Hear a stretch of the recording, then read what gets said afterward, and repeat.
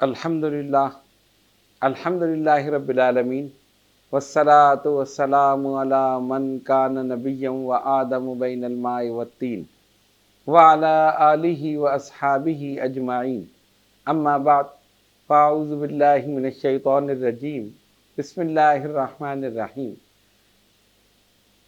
आज की हमारी ये रूहानी तरबियती नशिस्त एक नए उन्वान पर मुश्तमिल है। ये उन्वान मुनफरिद और अहम है और इसका ताल्लुक़ हम सब से है, बल्कि हमारे पूरे माशरे से इसका ताल्लुक़ है। उन्वान है, हम परेशान क्यों हैं। जब हम अपने माशरे पर नज़र डालते हैं तो हर शख्स हमें परेशान नज़र आता है। कोई एक ऐसा आदमी हमें नज़र नहीं आता कि जो ये कहे कि मुझे किसी किस्म की परेशानी नहीं है, मैं बिल्कुल पुरसुकून हूँ और कोई मसला नहीं है, कोई परेशानी नहीं है। ऐसा कोई शख्स हमें नज़र नहीं आता।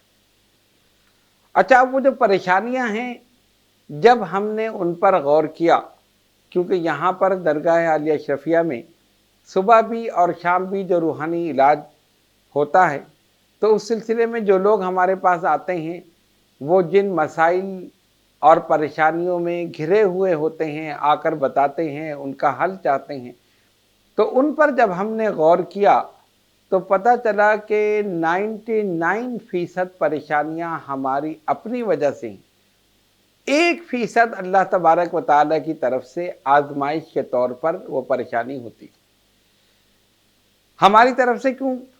हमारे गलत फैसलों की वजह से, हमारी कोताहियों की वजह से, हमारी गफलत की वजह से, हमारी दूर अंदेशी ना होने की वजह से।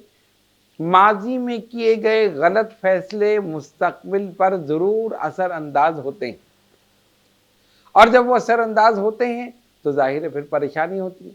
अब इसकी मिसाल आप सिर्फ यही समझ लें कि अगर किसी के 4 या 5 बच्चे हैं और दूर अंदेशी के तौर पर वो आगे किसी बड़े घर का इंतज़ाम ना करे, उसी पर इक्तफा करके बैठ जाए, तो जाहिर है जब बच्चे बड़े होंगे तो परेशानियां होंगी। उनकी शादी करनी है, उनके बच्चे होने हैं, दीगर चीज़ें हैं और हज़ार मसाइल। और जिन हजरात ने दूर अंदेशी के तौर पर पहले ही फैसला कर लिया तो उनके लिए फिर कोई परेशानी नहीं है।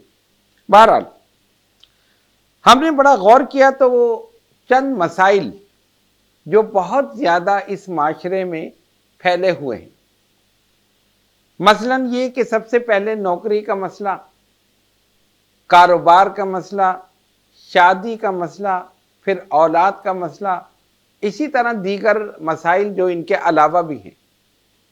लेकिन आज की इस नशिस्त में हम चंद मसाइल पर गुफ्तगू करेंगे, उनकी वजूहात भी बताएंगे और इंशाअल्लाह ताला उनका हल भी बताएंगे।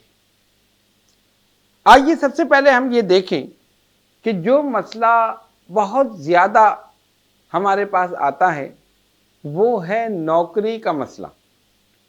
लोग ये कहते हैं कि भाई जॉब नहीं है, परेशान हैं, और ये हकीकत है कि हमारे मुल्क में इस सिलसिले में गवर्नमेंट ने भी और दीगर हजरात ने कोई तवज्जो नहीं दी कि लोगों को रोज़गार फराहम किया जाए। गवर्नमेंट के इदारे, इसके अलावा निजी इदारे ऐसे बनाए जाएं कि हर शख्स को रोज़गार मिले, इस सिलसिले में कोई एहतमाम नहीं है। अब लोग क्या करते हैं कि नौकरी नहीं मिलती तो जाहिर है उसमें परेशानी है, रोज़गार नहीं है, खाने पीने का मसला है, इसी एक मसले की वजह से हज़ार मसले हैं। अब इसमें जो मसाइल पैदा होते हैं उसकी वजह क्या है, सबसे पहले उनकी निशानदेही कर लें।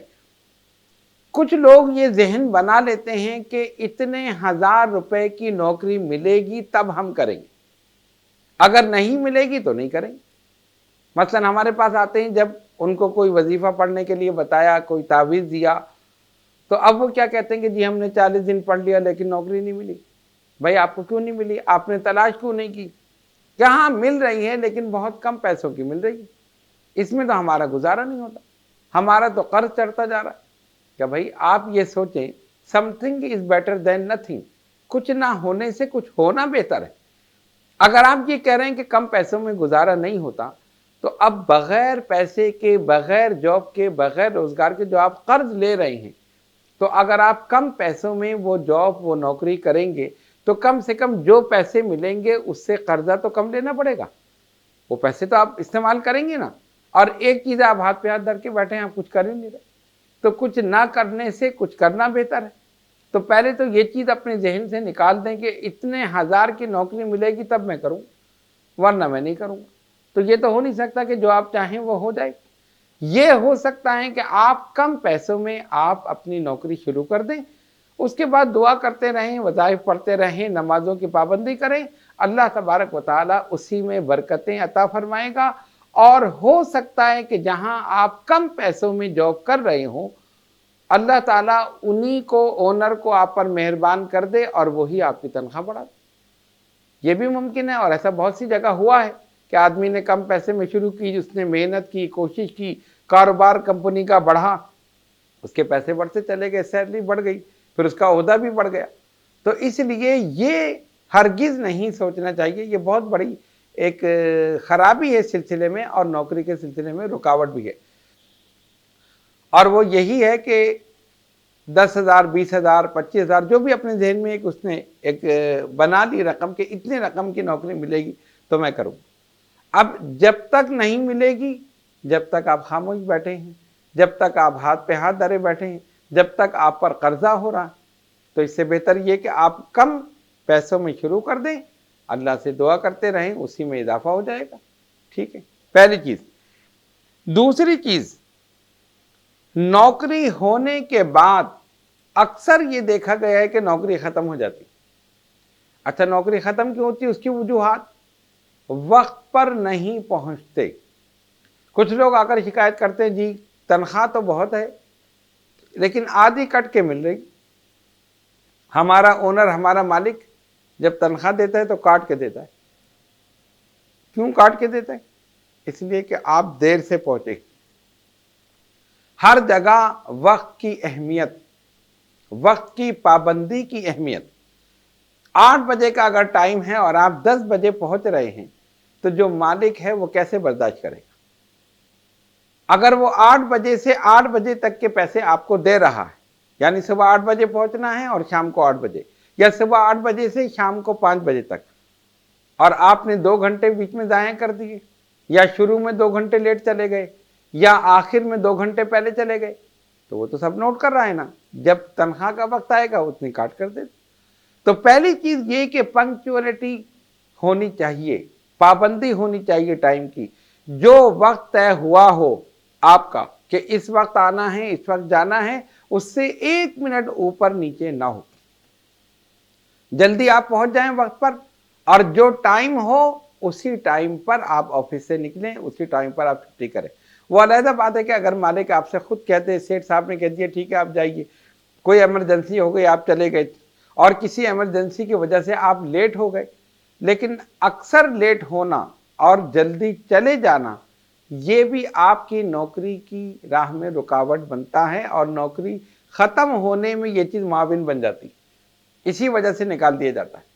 تو یہ اکثر لوگوں میں ہم نے یہ دیکھا جو ہمارے پاس آتے ہیں کہ وقت پر نہیں پہنچتے اور جلدی چلے جاتے ہیں، جبکہ آپ کو جو پورے ٹائم کی تنخواہ مل رہی ہے تو آپ وفاداری کریں اور اپنے پیسے کو حلال کریں، حرام نہ کریں۔ کم ٹائم آپ دے رہے ہیں اور پیسہ پورا لے رہے ہیں، یہ غلط ہے، یہ آپ اپنے سیٹ کو، اپنے مالک کو دھوکہ دے رہے ہیں۔ اس لیے ہونا یہ چاہیے کہ جو وقت طے ہوا ہو اس وقت پر آپ پہنچ جائیں، اور جو وقت بتایا گیا کہ اس وقت جانا ہے اسی وقت آپ کو چھٹی کر دی۔ یہ آپ کی ایک وفاداری ہے، آپ کی ایمانداری ہے، اور آپ اسی محنت کا پیسہ لے رہے ہیں۔ اور پھر آپ کہتے نہیں جی مجھے پوری تنخواہ ملے، تو یہ کیسے ہو سکتا ہے؟ تیسری چیز جو نوکری کی راہ میں سب سے بڑی رکاوٹ ہے، اور وہ یہ ہے، ایک جگہ ایک انسان جاب کر رہا، اور یہ بات جو میں آپ کے سامنے بیان کر رہا ہوں یہ مشاہدے کی بات ہے، یہ ایسا نہیں کہ سنی سنائی بات۔ بہت سے واقعات اس سلسلے میں ہمارے پاس موجود ہیں جو بالکل حقیقت پر مبنی ہیں، ہمارے مشاہدے کے طور پر آ چکے ہیں۔ ایک آدمی ایک جگہ جاب کر رہا ہے، جاب اس کی صحیح چل رہی، ٹائم پہ جا رہا ہے، ٹائم پہ آ رہا ہے، لیکن اب اس نے یہ سوچ لیا، اس کے ذہن میں یہ آیا کہ یہ کام جو میں کر رہا ہوں یہ دوسرا کوئی نہیں کر سکتا، لہذا اگر کسی بات پر غصہ آیا تو لگی ہوئی نوکری کو چھوڑ کر غصے میں آ گئے، اور دل میں یہ سوچا کہ اب یہ مجھے دوبارہ بلائیں گے، میری خوشامد کریں گے، پھر میں تنخواہ کی بڑھنے کا میں مطالبہ کروں گا، اور ہزار چیزیں۔ ہوا کیا کہ جب غصے میں چھوڑ کر آ گئے، انہوں نے آپ کی جگہ دوسرا آدمی رکھ لیا۔ تو یہ چیز اپنے ذہن سے نکال دیں کہ یہ کام میں کر رہا ہوں تو میں ہی کر سکتا ہوں، دوسرا نہیں کر سکتا۔ اگر ایسی بات ہوتی تو دنیا کا نظام ہی ختم ہو جاتا۔ سوچنے کی بات ہے نا، ایک کامن سینس کی بات ہے۔ اگر یہ چیز ہوتی کہ ایک آدمی کے ہٹنے سے کام ہی نہیں ہوگا تو یہ دنیا کا پورا نظام، سسٹم آف نیچر جو ایک چل رہا ہے، نظام کائنات کا چل رہا ہے، یہ ختم ہو جاتا۔ ایک آدمی کا انتقال ہو جاتا ہے نا، اس کی جگہ دوسرا آ جاتا ہے، ایک کا انتقال ہو دوسرا، دوسرے کا تیسرا، اس طرح نظام اسی طرح چل رہا۔ اس نظام میں کسی قسم کی خرابی نہیں، اور یہ سوچ لینا کہ یہ چیز صرف میرے ہاتھ میں ہے، یہ کام صرف میں کر سکتا ہوں، کوئی دوسرا نہیں کر سکتا، یہ خام خیالی ہے، یہ شیطانی خیال ہے۔ کتنے لوگوں کو ہم نے یہ دیکھا کہ انہوں نے یہ سوچ کر اپنی جاب کو، اپنی نوکری کو چھوڑ دیا کہ یہ لوگ مجھے پھر بلائیں گے، جو کام میں کر سکتا تھا وہ کوئی نہیں کر سکتا۔ ایسا نہیں ہوا۔ پھر وہ 4 سال، 8 سال، 10 سال پھرتے رہے لیکن نوکری نہیں ملی۔ اور میرے والد گرامی اشرف المشائخ حضرت ابو محمد شاہ سید احمد اشرف اشرفی الجیلانی نور اللہ مرقدہ فرماتے تھے، پھر اللہ تعالیٰ کی ناراضگی بھی ہو جاتی۔ ایک جگہ سے آپ کو رزق مل رہا ہے، آپ نے خود جان بوجھ کر اس کو چھوڑ کر اور پھر آپ آ گئے، تو یہ پھر اللہ تعالیٰ کی ناراضگی، اور اس کی ناراضگی جب ہوتی تو ظاہر ہے پھر معیشت اس پر تنگ ہو جاتی، رزق تنگ ہو جاتا، پھر وہ مارا مارا پھرتا ہے، کسی سے قرض لیتا ہے، کسی کے سامنے ہاتھ پھیلاتا ہے، کسی کی خوشامد کرتا ہے، لیکن وہ چیز پھر دوبارہ اسے نہیں ملتی۔ اس لیے اس بات کو اپنے ذہن میں رکھیں کہ لگی ہوئی نوکری کو کبھی بھی نہ چھوڑیں۔ وہ الگ بات ہے کہ آپ کو کوئی جاب مل جائے یا آپ خوش اسلوبی کے ساتھ اس کو چھوڑ کر دوسری جگہ منتقل ہو جائیں، وہ بات ایک الگ ہے، لیکن یہ سوچ کر کہ یہ میرا کام کوئی دوسرا نہیں کر سکتا اور میں اب چھوڑ کے جا رہا ہوں تو یہ کمپنی والے یا ادارے والے دوبارہ مجھے بلائیں گے، میں ہی یہ کام کروں گا، یہ بالکل غلط خیال ہے، خام خیالی ہے، بلکہ شیطانی خیال۔ جن لوگوں نے ایسا کیا وہ ساری عمر پریشان رہے۔ تو اس لیے اس چیز پر بھی غور کرنا چاہیے۔ چوتھی چیز جو اس راہ میں رکاوٹ ہے کہ پرانی نوکری کو چھوڑ کر نئی نوکری کی طرف جانا۔ اب آپ یہ کہیں گے کہ یہ تو کوئی ایسی بات نہیں ہے، بھائی ہر آدمی ترقی چاہتا ہے، ہر آدمی چاہتا ہے کہ مجھے اگر یہاں 1000 روپے مل رہے ہیں، دوسری جگہ 4000 مل رہے ہیں تو میں وہاں چلے جاؤں، تیسری جگہ 8000 مل رہے ہیں تو میں وہاں چلے جاؤں۔ ترقی کرنا تو کوئی غلط بات نہیں، بالکل صحیح ہے، ترقی کرنا کوئی غلط بات نہیں، لیکن اگر ایک جگہ آپ نوکری کر رہے ہیں، آپ کو تنخواہ مل رہی ہے، آپ کا گزر بسر آرام سے ہو رہا، جو آپ کے اوقات ہیں جاب کے وہ پورے ہو رہے ہیں، گھر پہ آپ کی توجہ ہے، بیوی بچوں کو پورا ٹائم مل رہا ہے، تو اس میں کوئی مسئلہ نہیں۔ اب اس میں کیا ہوتا ہے کہ انسان حل میں مزید مجھے اور ملے اور ملے۔ ایک جگہ جاب کر رہا ہے، سکون ہے، اطمینان ہے، سب کچھ ہے، سب جاننے والے ہیں، کوئی مسئلہ نہیں۔ کسی نے آفر دی، یہاں تمہیں 10,000 مل رہے ہیں، وہاں 15 ملیں گے یا وہاں 20 ملیں گے، خوشی میں کہ وہاں زیادہ مل رہے ہیں، یہاں سے چھوڑ کر وہاں پر گئے، تو ایک بات اپنے ذہن میں رکھیے کہ جب پیسہ زیادہ ہوگا تو کام بھی زیادہ ہوگا۔ ایسا نہیں ہے کہ وہ پیسہ آپ کو زیادہ دے اور کام اتنا ہی لے جتنا آپ پہلے کر رہے تھے۔ اب جب کام بڑھ گیا تو ٹائمنگ بھی بڑھیں گی۔ اگر آپ 8 بجے سے 5 بجے تک تھے تو پھر یہاں 8 بجے سے رات کو 8 بجے تک، یا اس سے زیادہ بھی ہو سکتا ہے 10 بجے تک۔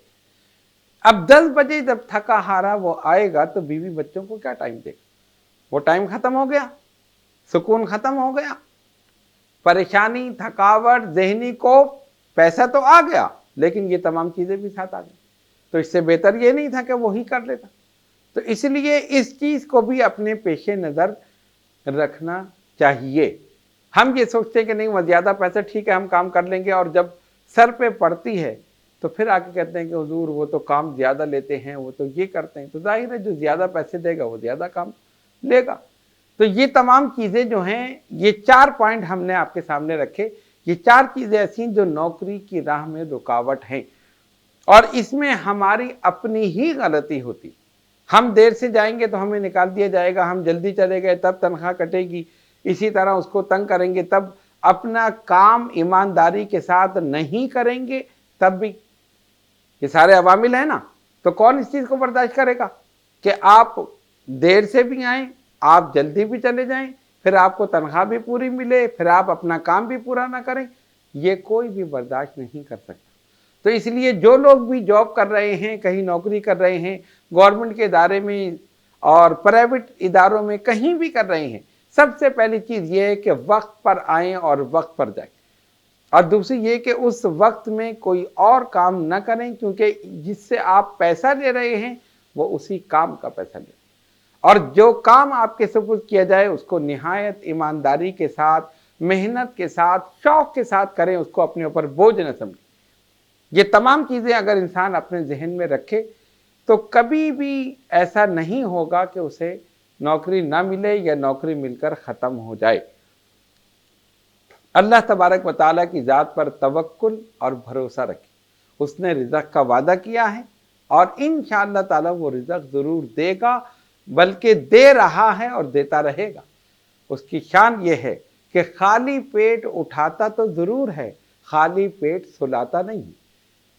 अगरचे इंसान नमाज़ों की पाबंदी नहीं कर रहा, उसकी नाफरमानी कर रहा है, लेकिन फिर भी उसने जो रिज़्क़ का वादा किया है, अगर वो एक हाथी को रिज़्क़ दे रहा है तो एक चूंटी को भी रिज़्क़ दे रहा, पत्तों को भी रिज़्क़ दे रहा, बड़ी से बड़ी मखलूक, छोटी से छोटी मखलूक, इंसान, हैवान, जमादात, नबातात और जितने भी हैं, जो भी मखलूक़ात में हैं, अपनी तमाम मखलूक़ात को पाल रहा है। वो मालिक है, वो खालिक है, वो राज़िक़ है और सबको रिज़्क़ दे रहा। तो ये चीज़ अगर हम अपने जहन में रखें तो इंशाअल्लाह ताला कभी भी ऐसा ना हो कि आप नौकरी करें और नौकरी छूट जाए। अपने काम से मुतमईन रहें, अपने इदारे के वफ़ादार रहें, अपना काम पाबंदी से करें, अपने औक़ात की, जो ऑफिस के दफ्तर के औक़ात हैं या इदारे के, उनकी पाबंदी करें। फिर आप देखें अल्लाह तबारक व तआला की मदद शामिल हाल रहेगी और हर एक के साथ हुस्न सलूक से पेश आएं। अब आइए दूसरी चीज़,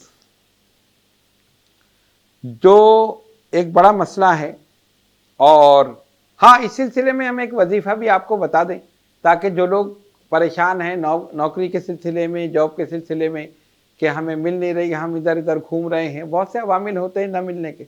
कुछ चीज़ें हमने आपके सामने बयान कर दी। हो सकता है कि इसके अलावा भी कोई ऐसा उसका अमल उससे सरजद हुआ हो जिसकी वजह से उसके साथ ये मामला हुआ। तो उसके लिए ये है कि या बासितो, बहुत मुख्तसर वजीफ़ा है, 11 तस्बीह बाद नमाज फजर, अव्वल आखिर दुरूद शरीफ 11 मरतबा। यानी पहले आप 11 मरतबा दुरूद शरीफ पढ़ेंगे, फिर 1100 यानी 11 तस्बीह, एक तस्बीह में 100 दाने होते हैं ना, 1100 तस्बीह पढ़ें या बासितो, और उसके आखिर में फिर 11 मरतबा दुरूद शरीफ, उसके बाद दुआ कर। ये एक ऐसा वजीफ़ा है कि जब आप पढ़ेंगे अल्लाह तबारक व तआला इसकी बरकत से आपके रिज़्क़ को खोल देगा, रोज़ी को खोल देगा और कहीं ना कहीं से रिज़्क़ आपको मिल जाएगा, जॉब मिल जाएगी। इसको पाबंदी से पढ़ें और इसके साथ नमाज की पाबंदी करें। अब आइए दूसरी चीज़, दूसरा मसला है कारोबार का न चलना। इसकी भी बड़ी शिकायत आती है कि कारोबार नहीं चल रहा। इसमें चंद चीज़ें काबिल गौर हैं। पहली चीज़ ये है कि जल्दबाजी। एक आदमी ने एक दुकान खोली, कारोबार शुरू हुआ, अब वो चाहता है कि आज मैंने दुकान खोली है तो आज ही से दुकान चलना शुरू हो जाए, आज ही से ग्राहक आना शुरू हो जाए, 1 महीने में ही ये सारा का सारा माल निकल जाए, बल्कि मुझे प्रॉफिट भी हो जाए, मुझे मुनाफा भी हो जाए, बच भी जाए, फिर मैं और माल भी खरीद लूँ। ऐसा नहीं हो सकता, ये नामुमकिन। یاد رکھیے کسی بھی کاروبار کے چلنے میں، اس کے سیٹ ہونے میں کم سے کم 1 سال ضرور لگتا ہے۔ آپ محنت کریں، کوشش کریں، وقت پر دکان کھولیں، وقت پہ بند کریں اور پورے ٹائم وہاں پر بیٹھیں، پابندی کریں اور وہ چیزیں رکھیں کہ جو ڈیمانڈ ہے تو اس کے بعد چلے۔ نہ چلنے میں بہت سی چیزیں ہیں نا، مثلا آپ نے ایسی چیزیں رکھ لی جن کی ڈیمانڈ ہی نہیں ہے تو کیسے کاروبار چلے؟ یا ڈیمانڈ ہے لیکن دکان ایسی جگہ ہے کہ جہاں گاہک آتا ہی نہیں تو پھر کیسے چلے گا؟ بہت سارے عوامل ہیں۔ تو پہلی چیز یہ کہ جلد بازی کبھی نہ کریں۔ بہت سے لوگوں کو ہم نے یہ دیکھا کہ ایک کاروبار کیا، نہیں ہوا، 1 مہینے کر کے چھوڑ دیا، دوسری طرف چلے گئے، یہ نہیں چلا تو تیسری، یعنی ہر مہینے کاروبار بدل رہے ہیں۔ اس طرح کبھی بھی کاروبار نہیں چلے گا۔ مستقل مزاجی جب تک اس کے اندر نہیں ہوگی اس وقت تک کام سیٹ نہیں ہوگا۔ 1 مہینے آپ نے کیا، یہ تو چلا ہی نہیں، اس کو ختم کر دیا، اس کے بعد اور پیسے لگا کر دوسرا کام شروع کیا، نہیں چلا تو پھر تیسرا کر دیا، پھر چوتھا کر دیا، اس طرح سالوں سال گزر جائیں گے، کوئی ایک کام بھی نہیں ہوگا۔ تو اس کو یاد رکھیں کہ اس سلسلے میں کبھی بھی جلد بازی نہ کریں، ایک کام شروع کریں، کم سے کم 1 سال آپ اس کاروبار میں محنت کریں، کوشش کریں، وقت پر دکان کھولیں، وقت پر بند کریں، ٹائم پر موجود رہیں، جو پبلک کی ڈیمانڈ ہے وہ آپ پوری کریں، پھر آپ دیکھیں کاروبار چلے گا۔ اللہ تعالیٰ سے دعا کرتے رہیں تو انشاءاللہ ضرور وہ اس میں برکتیں ڈالے گا۔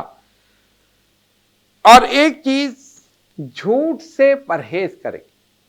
مال بیچنے کے لیے کہ دکاندار کتنا جھوٹ بولتے ہیں۔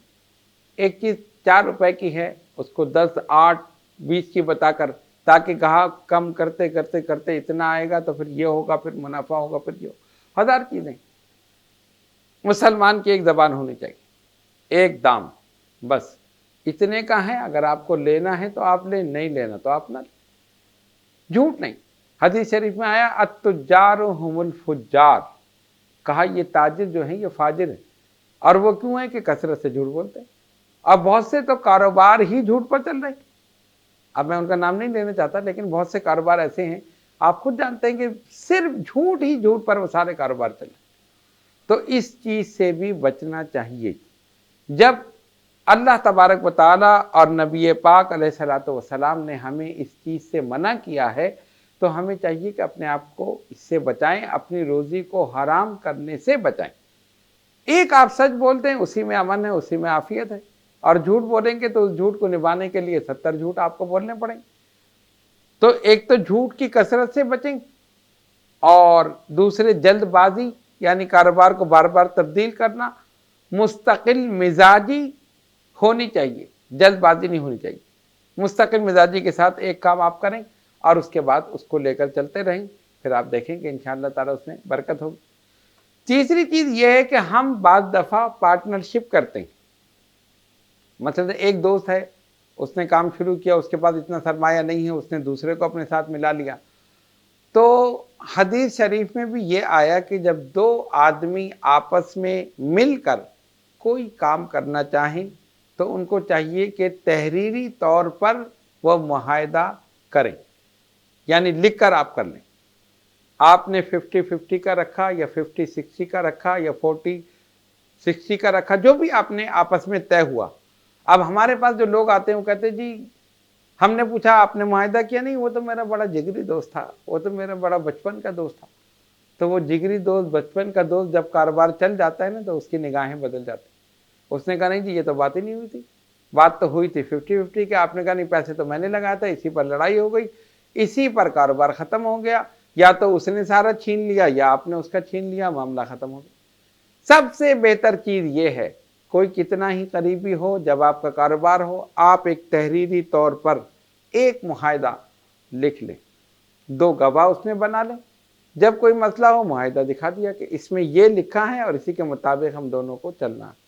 ہر مہینے بیٹھ کر حساب کر لیں، کاروبار بھی چلتا رہے گا، جو لکھا ہے اسی کے حساب سے منافع بھی دونوں کو ملتا رہے۔ سب سے بہتر چیز یہ ہے۔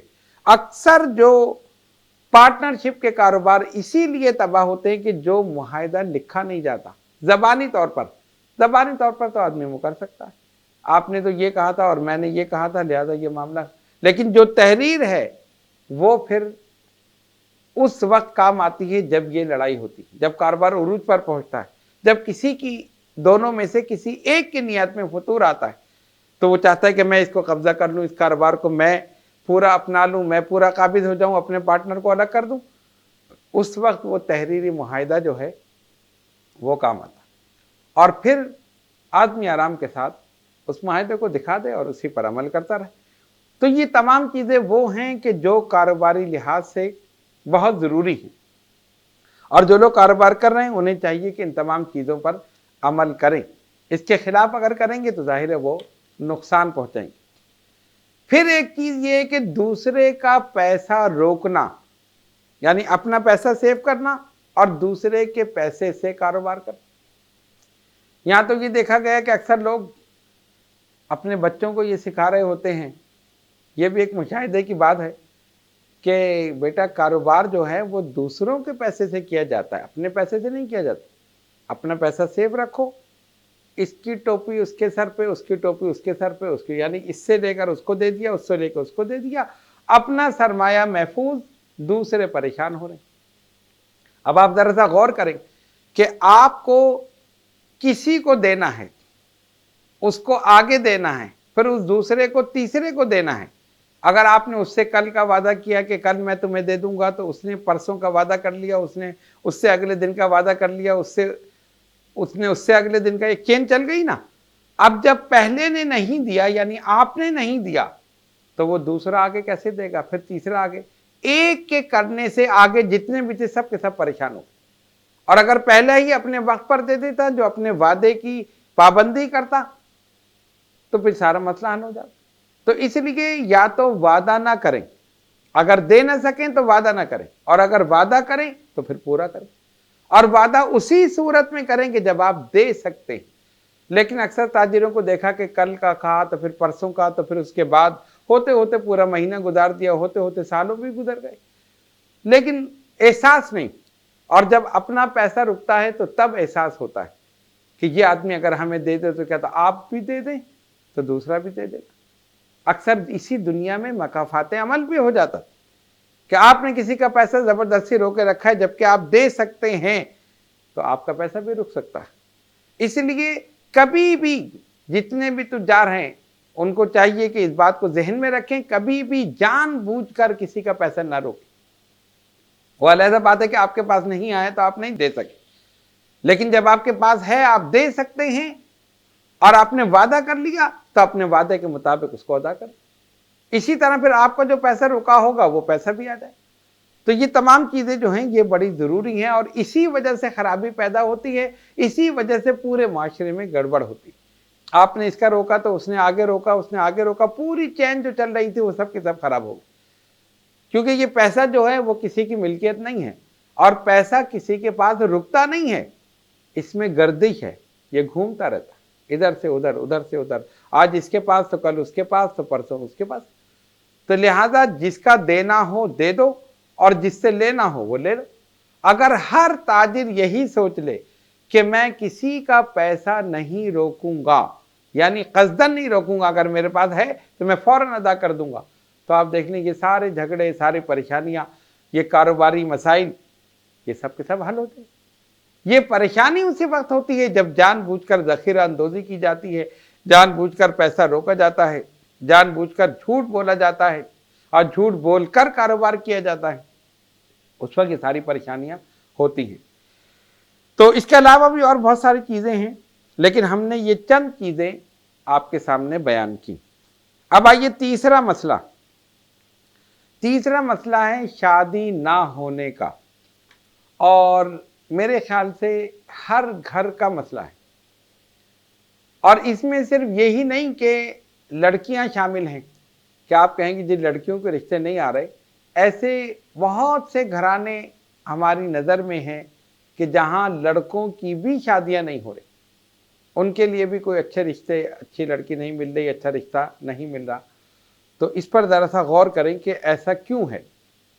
पहली चीज़, सबसे पहली चीज़ ये है कि पहले ज़माने में ये होता था, अच्छा हम एक चीज़ पे गौर करते हैं तो हमें पता चलता है कि पहले ये मसाइल नहीं थे, इस दौर में ये मसाइल ज़्यादा हैं।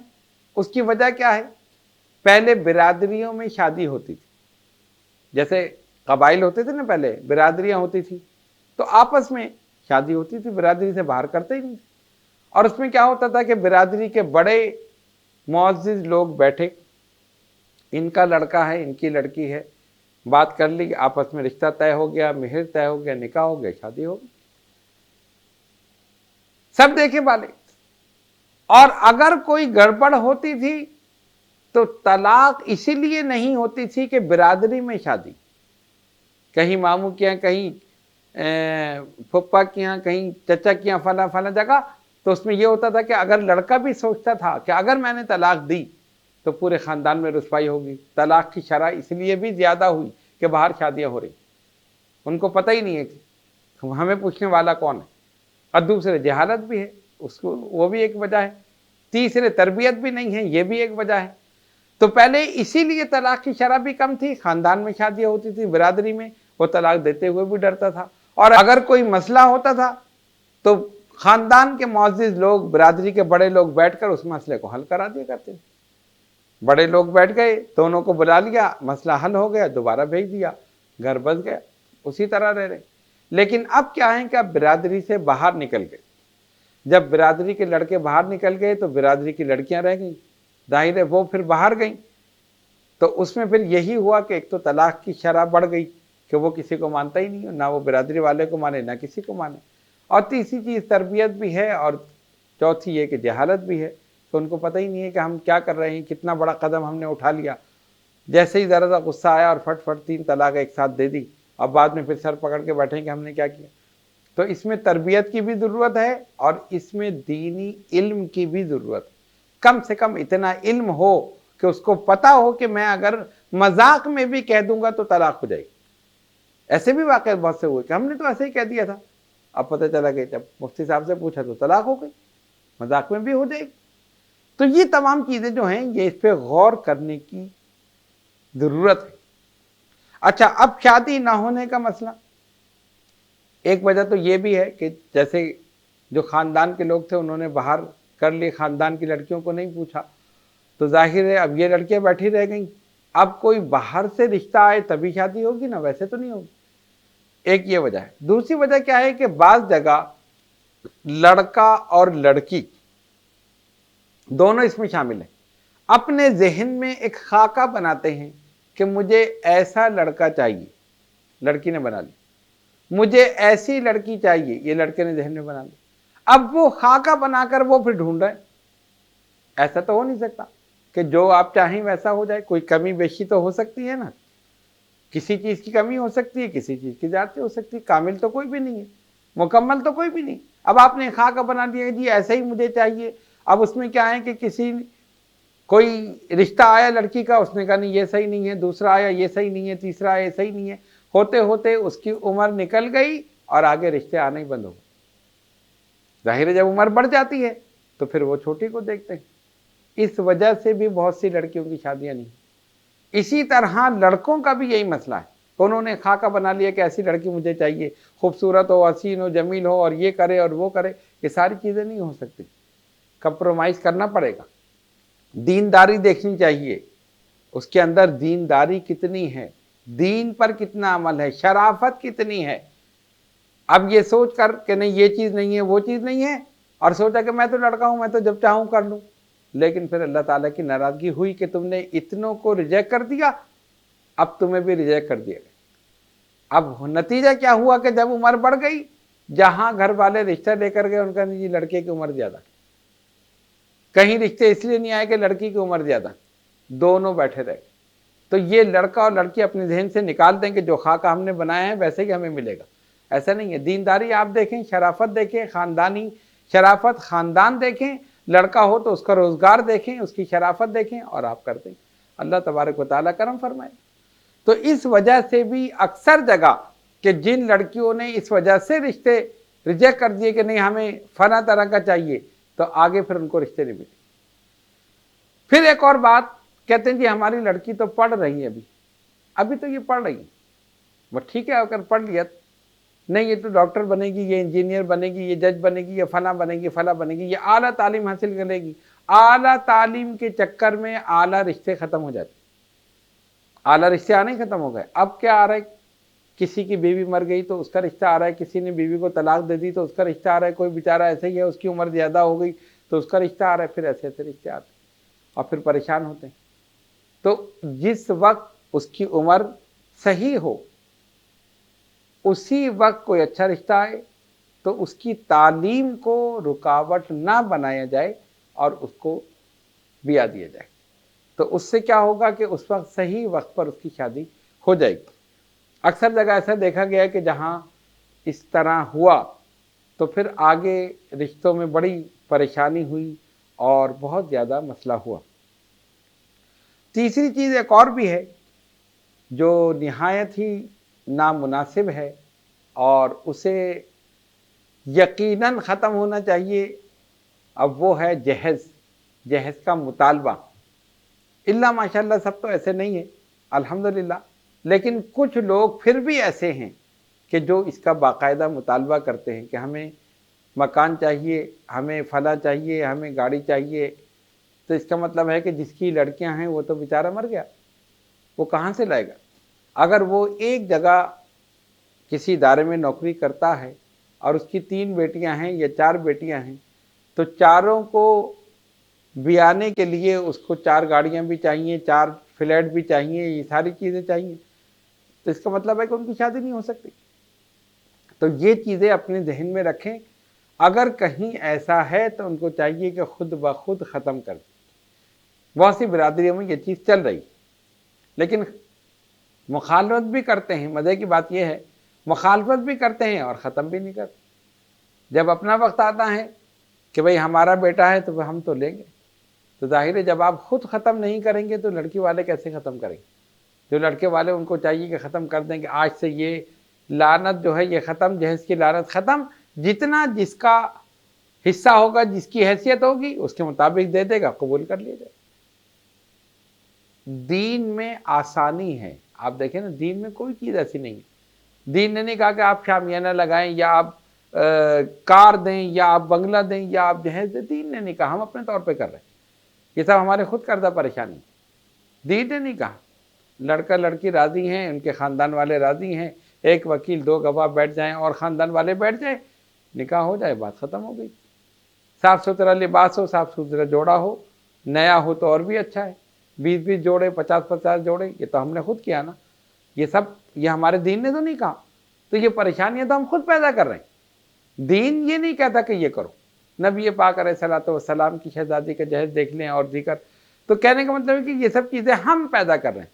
تو جو ایسی چیزیں ہیں جو واقعی رشتے میں رکاوٹ ہیں, جو غریب آدمی, متوسط طبقے کا آدمی نہیں کر سکتا, کوشش کیجئے کہ اس کو ختم کر دیں. وہ ختم ہو جائیں گے, معاشرے کے کتنے مسائل حل ہو جائیں گے. کتنی ہماری بہنیں جو بیٹھی ہیں وہ آرام کے ساتھ ان کے والدین انہیں رخصت کر دیں گے. اب وہ بیٹی کی شادی کے لیے ادھر سے قرض لیتا ہے, اس سے مانگتا ہے, اس سے مانگتا ہے, اس کے آگے ہاتھ پھیلاتا ہے. پتہ چلا کہ ایک بیٹی کی شادی کی اور 5 سال 10 سال تک وہ قرض ہی اتار رہا, اس لیے کہ اس کو فلیٹ بھی دینا ہے, اس لیے کہ اس کو گاڑی بھی دینی ہے, اس لیے کہ اس کو 50 جوڑے یا 100 جوڑے بھی دینے ہیں, اس کو اتنا زیور بھی دینا ہے. تو یہ سب چیزیں کیا ہیں میرے بزرگ اور دوستوں؟ یہ ہم خود ختم کریں گے تب یہ چیزیں ختم ہوں گی, ورنہ یہ چیزیں ختم نہیں ہوں گی. اور اسی لیے جو ہے وہ رکاوٹ بن رہی. تو یہ تمام چیزیں ہم نے آپ کے سامنے بیان کر دی. اس کے علاوہ بھی بہت سے عوامل ہیں, لیکن یہ کہ اور ایک چیز یہ بھی ہے جو مشاہدے میں آئی کہ اگر ایک لڑکا کسی لڑکی کو پسند کرتا ہے تو وہ اسی کے لیے اس نے 2 سال گزار دیے, 3 سال گزار دیے, 8 سال گزار دیے, اسی سے کرنی. باقی جتنے بھی رشتے آ رہے ہیں وہ سب کو ریجیکٹ کر رہا. اسی طرح لڑکی اگر کسی لڑکے کو پسند کرتی ہے اور وہ اس کو ویسے ہی کہہ رہا ہے کہ ہاں میں تم سے کر لوں گا, اسی کی وجہ سے سارے رشتے وہ ٹھکرا دیے اس نے.